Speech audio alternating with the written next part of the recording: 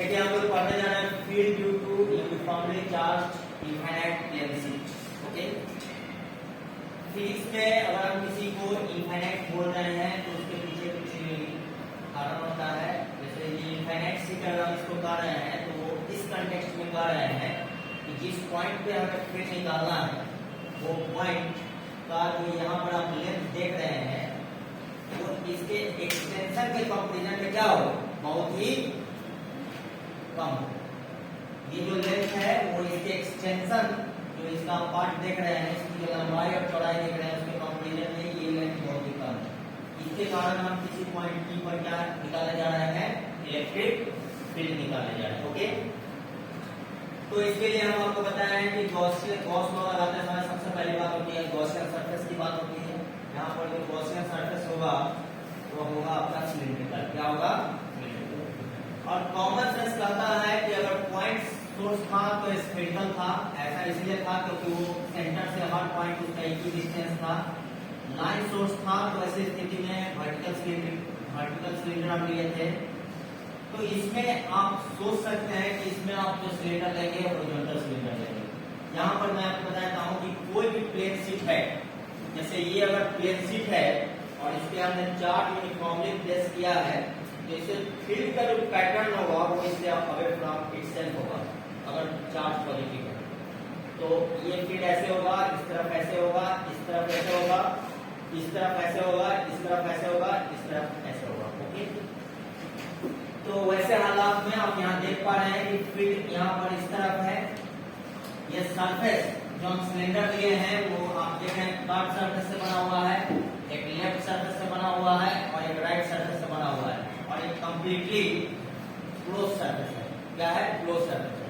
तो ऐसे स्थिति में फील्ड टू द राइट है। और एरिया वेक्टर का भी हम कंसेप्ट दे चुके हैं कि एरिया वेक्टर जो होता है सरफेस क्लोज सरफेस से कितना डिग्री पे होता है, आउटवर्ड होता है, हमेशा आउटवर्ड होता है। और जो सरफेस होता है उससे कितना डिग्री पे होता है, 90 डिग्री पे होता है।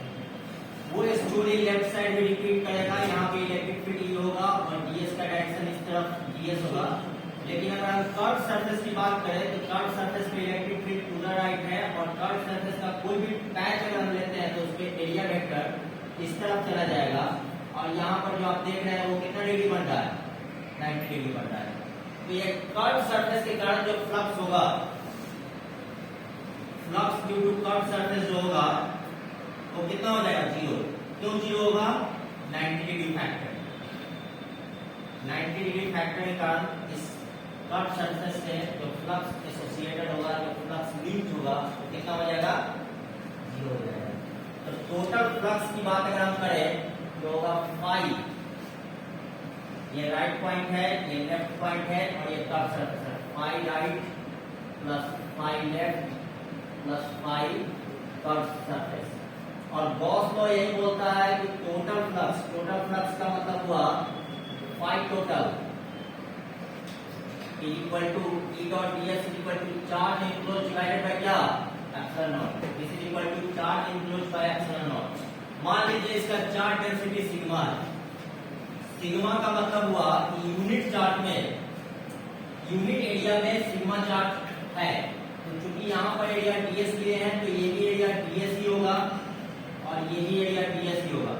तो यूनिट एरिया में चार्ज सिग्मा है तो ds एरिया में कितना होगा, सिग्मा इंटू ds होगा। कितना चार्ज होगा इस गॉसियन सरफेस के अंदर इंक्लोज, तो ये हो जाएगा sigma into ds upon epsilon not. Actually charge enclose यही है। जहां तक फाई राइट का बात है तो यहाँ पर इलेक्ट्रिक फील्ड भी राइट साइड है, ds भी राइट साइड है। तो यहाँ थीटा जो आप देख रहे हैं 0 डिग्री देख रहे हैं। लेफ्ट साइड की अगर बात करें वैसे स्थिति में भी थीटा 0 डिग्री होगा। तो यहाँ जो फ्लक्स होगा, फ्लक्स राइट जो होगा होगा E ds cos 0 डिग्री और फ्लक्स लेफ्ट जो होगा होगा कितना, E ds cos 0 डिग्री। और कर्व सरफेस पे तो फ्लक्स मैंने बता ही दिया है कि 0 होगा।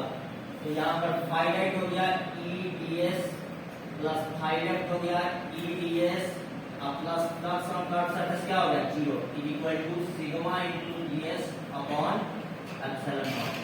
यहाँ से आप देख रहे हैं 2 times E ds equal to sigma ds upon epsilon not.